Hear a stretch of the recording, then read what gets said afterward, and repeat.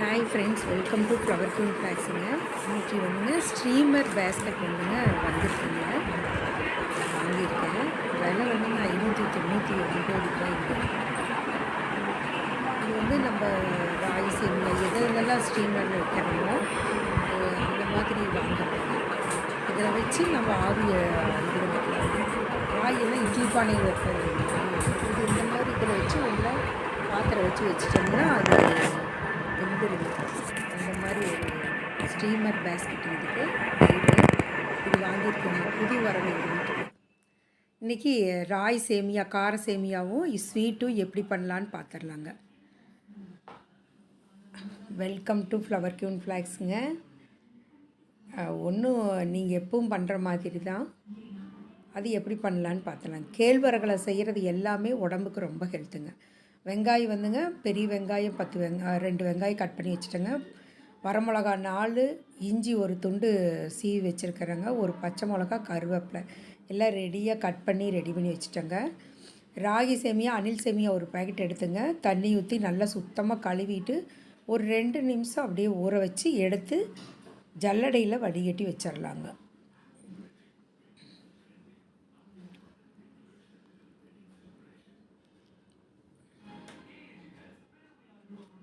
எடுத்து வச்சுட்டு அது கழுவிட்டுருக்குறேங்க.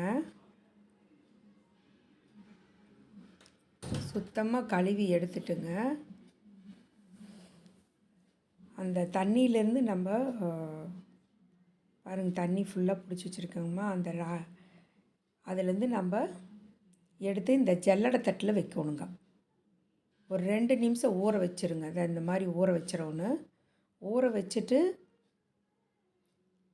நல்லா கழுவிடணுங்க. முதல்லையே கழுவி ஊற்றிட்டேங்க. இப்போ நல்லா ஒரு பெசரி விட்டு அழுங்காப்படி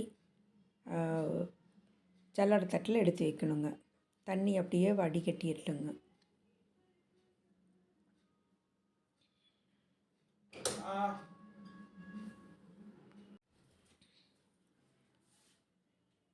கொஞ்சம் கொஞ்சமாக இப்படி பிடிச்சி வையுங்க. தண்ணி வடிகட்டுறதுக்கு நம்ம கையில் இப்படி அமுத்துவோம்லங்க, அது மாதிரி பிடிச்சி வச்சிடணும். ஜல்லடையில் ட்ரான்ஸ்ஃபர் பண்ணிக்கலாங்க.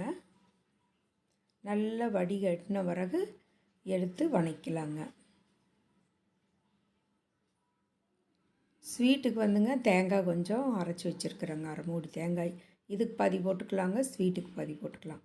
காரத்துக்கு நீங்கள் தேங்காய் போட்டு பாருங்கள், அதுவும் ஒரு சுவையாக இருக்கும். நான் காரத்துக்குமே ஆட் பண்ணுவேன், ஸ்வீட்டுக்கும் ஆட் பண்ணுவேங்க. இதை அப்படியே எடுத்து இட்லி பானையை ஒரு சொம்பு தண்ணி ஊற்றி அடுப்பில் வச்சிடலாங்க. வச்சுட்டு இட்லி தட்டில் இப்படி இந்த மாதிரி இட்லி ஊற்றுற மாதிரியே நீங்கள் எடுத்து கொஞ்சம் கொஞ்சமாக ஒரு கையளவுக்கு இப்படி வச்சிட்டிங்கன்னா அது வெந்துருங்க. இதுக்காக தாங்க இந்த மாதிரி இட்லி பானையில் இந்த மாதிரி வைக்காமல் அந்த ஸ்ட்ரீமரில் வைக்கிறக்காக தான் அது வாங்கியிருக்கேங்க. அது அப்புறமா தான் வந்துச்சுங்க. அது 10 மணிக்கு மேலே தான் வந்துச்சுங்க. இது வந்து 6 மணிக்கே வந்துருச்சுங்க.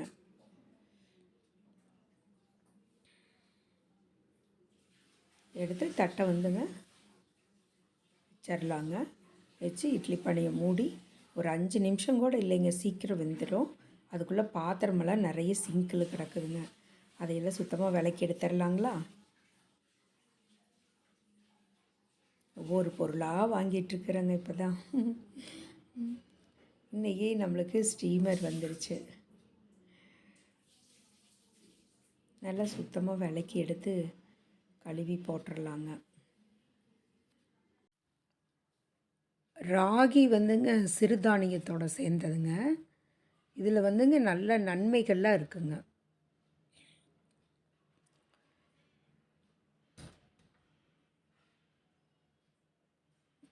ராகியில் புரத அளவை அரிசியுடன் ஒப்பிடுகையில் சில வகை ராகியின் புரத அளவானது அரிசியை விட 2 மடங்காக உள்ளது. மிகவும் முக்கியமாக இந்த புரதத்தன்மை தனிச்சிறப்பு மிக்கதாகும். அதிக உயிரியல் மதிப்பு வாய்ந்த புரதத்தின் முக்கிய பகுதியான எலோசினின் உடலோடு எளிதாக கலந்து கொள்ளும் தன்மையுடையது. மேலும் அதனோடு குறிப்பிடத்தக்க அளவில் டிரைப்டோபன், கிறிஸ்டைன், மெத்தியோனைன் இதெல்லாம் வந்துங்க முழுமையாக உள்ளது. இவை அனைத்தும் மிகவும் கலவையாக இருப்பதால் இவை மனித ஆரோக்கியத்திற்கு அவசியமானது என்பதை நாம் புரிந்து கொள்ள வேண்டும். அதிக புரதமிக்க கூறுகள் இந்த தானியத்திற்கு ஊட்டச்சத்து குறைபாட்டை தடுக்கும் தன்மையை வழங்குகிறது. இது சைவ உணவில் நல்ல புரதமிக்க உணவாக இருக்கும். ராகி தாது பொருட்கள் நிறைந்த தானியமும் ஆகும். மற்ற சிறு தானியங்களில் இருப்பதை விட 5-30 மடங்கிற்கு ராகியில் கால்சியம் உள்ளது. மேலும் பாஸ்பரஸ், பொட்டாசியம், இரும்பு போன்ற தாது பொருட்களும் இதில் அதிக அளவில் உள்ளன. எலும்பு உறுதிக்கும் ஆரோக்கியத்திற்கும் கால்சியம் என்பது மிகவும் முக்கியமான தாது பொருளாகும். எனவே ராகி என்பது குறிப்பாக ஆஸ்டோபேரிஸ் அல்லது குறைவான ஹீமோகுளோபின் அளவு உள்ள மனிதர்களுக்கு மாத்திரைகளுக்கு பதிலாக ஒரு சிறந்த சிறு தானியமாக ராகி உள்ளது. இதை நம்ம பயன்படுத்தி நல்ல வகையில் நீரிழிவு நோயில் கூட அளவு தொடர்ந்து அதிகரித்து வருவதை கார்போஹைட்ரேட்டுடன் அதிக அளவில் நார்ச்சத்து மற்றும் பலன் தரக்கூடிய அடங்கிய உணவுகளின் தேவை அதிகரித்துள்ளது. நோயை எதிர்த்து போராடும் திறனுடையது கருதப்படும் முக்கிய காரணிகளை கொண்ட தாவரங்களிலிருந்து பெறப்பட்ட பலதரப்பட்ட வேதி மூலக்கூறுகளின் கலவைதான் இந்த ராகிங்க. இது ரொம்ப நல்லதுங்க. நாம் அடிக்கடி அரிசி, மைதா மற்றும் கோதுமையுடன் ஒப்பிடையில் பெரும் செறிவுடன் காணப்படுகிறது. உதாரணத்துக்கு அரிசியுடன் ஒப்பிடையில் ராகியில் 40 மடங்கு அதிகமாகவும் கோதுமையில் இருப்பதை விட 5 மடங்கு அதிகமாகவும் பினோலிக் கூறுகள் உள்ளன. முதற்கட்ட ஆய்வறிக்கையில் ராகி இரத்த சர்க்கரை அளவு மற்றும் ஹைப்பர் கிளைசிக் மற்றும் ஆக்சிடேட்டிவ் அழுத்தம் ஆகியவற்றை கட்டுப்படுத்துகிறது. நீரிழிவு நோயுள்ளவர்களுக்கு காயம் ஆறும் வேகம் அதிகரிக்கிறது. ரொம்ப நல்லதுங்க. புற்றுநோயை எதிர்க்கும் திறன் இதுக்குள்ளதுங்க. ராகியில் உணவு கெட்டுப்போகச் செய்யும் பாக்டீரியாவான பேசிலஸ் சைரஸ் டைஃபாய்டு ஜுரத்தை ஏற்படுத்தும் சல்மெனெல்லா தோல் வியாதிக்கான அரிப்பு, படை போன்றவற்றை ஏற்படுத்தும் ஐரிஸ் போன்ற பலவை பாக்டீரியாக்களை எதிர்த்து செயலாற்றும் திறன் இதனால் கண்டறியப்பட்டுள்ளதுங்க. அவ்வளவு நல்லதுங்க இது. இட்லி பானையில் எடுத்து வச்சுக்கலாங்க. எடுத்து வச்சு நல்லா வேக வச்சுடுவோம்.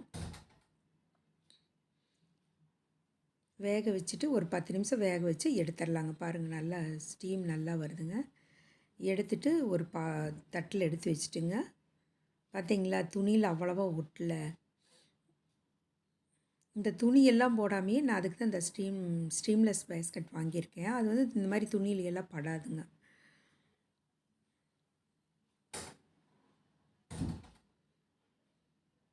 இதை நம்ம பொடிப்பொடியாக பண்ணிக்கணுங்க. லைட்டாக பொடிப்பொடியாக பண்ணுங்க போதும். சூடாக இருக்கும்போதே பொடிப்பொடியாக பண்ணிட்டிங்கன்னா ரொம்ப நல்லதுங்க. இந்த சுடுதண்ணியை அப்படியே நீங்கள் இதில் ஊற்றுனீங்கன்னா, பாத்திரங்கள் ஒரு இடத்துல ஊற்றினீங்கன்னா சுத்தமாக அழுக்கு இருந்ததுனாலும் போயிருங்க. ராகி பொடிப்பொடியாக்கிட்டுங்க தாளிச்சிடலாங்க. எண்ணெய் ஊற்றி கடுகு, உளுந்தப்பருப்பு 1 ஸ்பூனு, கடலைப்பருப்பு 1 ஸ்பூன் போட்டு நல்லா வதக்கி விட்டுட்டுங்க. கட் பண்ணி வச்சுருக்கிற வெங்காயம், சின்ன வெங்காயமாக இருந்தால் 10-20 வெங்காயம் போடுங்க. பெரிய வெங்காயம்னா நான் 2 பெரிய வெங்காயம் போட்டிருக்கிறேன், கட் பண்ணி வச்சுருக்கிறேங்க. வரமிளகா 3, பச்சை மிளகா 1ங்க, கருவேப்பிலை ஒரு கீத்துங்க. எல்லாம் போட்டு நல்லா வதக்கி விட்டுறலாங்க. வெங்காயத்தை ஆட் பண்ணிக்கலாம். கடலைப்பருப்பு நல்லா பொன்னிறமாக ஆன பிறகு ஆட் பண்ணிக்கோங்க.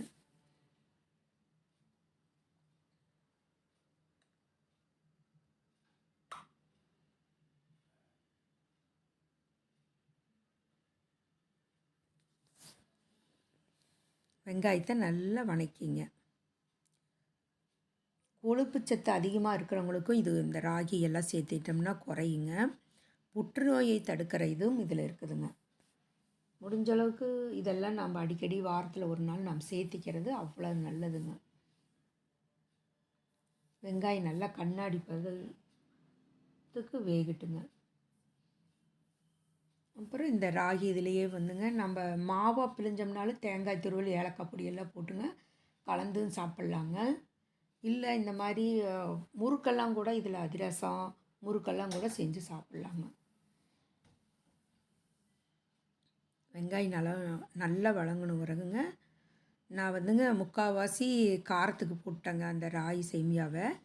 கால் பாகம் இனிப்புக்கு எடுத்து வச்சுட்டேன். ஏன்னா எங்கள் வீட்டில் இனிப்பு யாரும் சாப்பிட மாட்டாங்க, நான் ஒருத்தி தான் சாப்பிடுவேங்க. அதனால் அது முக்கால்வாசி காரத்துக்கு எடுத்து வச்சுட்டு கால் பாகம் இனிப்புக்கு எடுத்து வச்சுட்டேங்க. நல்லா வதக்கி விட்டுட்டுங்க. நீங்கள் தேங்காய் துருகல் வந்து முன்னாடியும் போடலாங்க, ஆனால் நான் வந்து லாஸ்ட்டில் தான் போடுவேங்க. ராய் சேமியாவை அப்படியே லைட்டாக பொடிச்சு விட்டுட்டு இதில் போட்டுக்கலாங்க. கெட்டியாக இருக்கும், கொஞ்சம் பொடிச்சு விட்டோம்னா பொடிச்சு விட்டு லைட்டாக உப்பு கொஞ்சம் சால்ட் உப்பு கொஞ்சம் மேலே அப்படி தூவிக்கிங்க. இதுலேயும் உப்பு இருக்குங்க, நம்ம லைட்டாக தூவிட்டால் நல்லாயிருக்கும், டேஸ்ட்டாக இருக்கும்.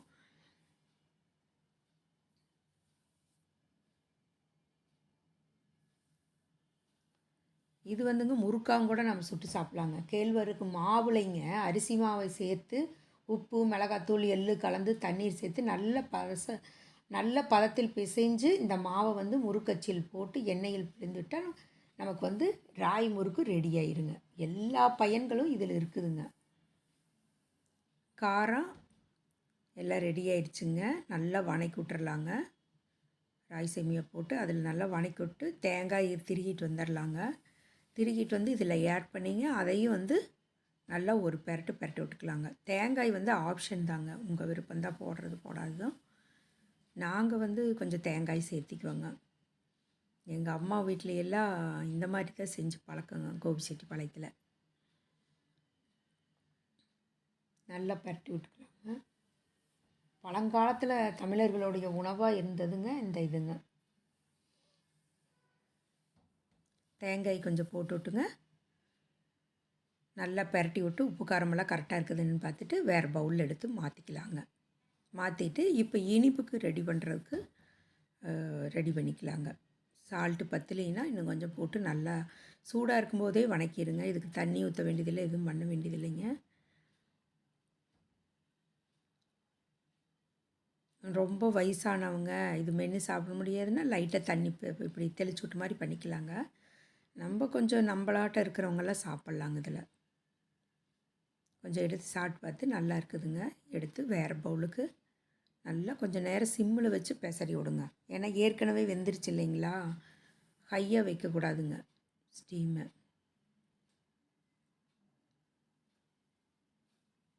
மூடி வச்சிடலாங்க. ஒரு 2 நிமிஷம் மூடி வச்சு எடுத்துகிட்டு கொத்தமல்லி தலையை தூவி இறக்கிடலாங்க. இறக்கிட்டு அதை எடுத்து வேறு பவுலில் மாற்றிக்கலாங்களா. மாற்றிட்டுங்க, அது தனியாக ஒரு பவுலில் இருக்குதுங்க. இப்போ தட்டில் மீதி இருக்கிற சேமியாவில் சர்க்கரை 2 ஸ்பூன் கலந்துட்டேங்க. நீங்கள் வெல்லம் கூட கலந்துட்டால் நல்லாயிருக்கும், இல்லைன்னா கரும்பு சர்க்கரை கலந்துக்குங்க, நல்லாயிருக்கும். அதோட அந்த தேங்காய் பூ வச்சுருக்குறேங்க ஒரு 2 டீஸ்பூனுங்க. அதை போட்டு தேங்காயோட கொஞ்சம் ஒரு ஏலக்காய் போட்டு ஒரு திருகிட்டேங்க. எல்லாத்தையும் ஒரு கப்பில் மாற்றிட்டுங்க ஒரு கிளறி விட்டுறலாங்க. அவ்வளோதான், இனிப்பு சேமியாவும் ரெடி, கார சேமியாவும் ரெடி ஆயிடுச்சு. பார்த்தீங்களா, ஈஸியாக குயிக்காக செஞ்சுக்கலாங்க. உடம்புக்கு ரொம்ப ரொம்ப ஹெல்த்திங்க. ஏன் ராகி மாவில் வந்து களி கிண்டலாம், முறுக்கு சுள்ளலாம், எத்தனையோ பயன்கள் இருக்குதுங்க. ட்ரை பண்ணி பாருங்கள் நீங்களும்.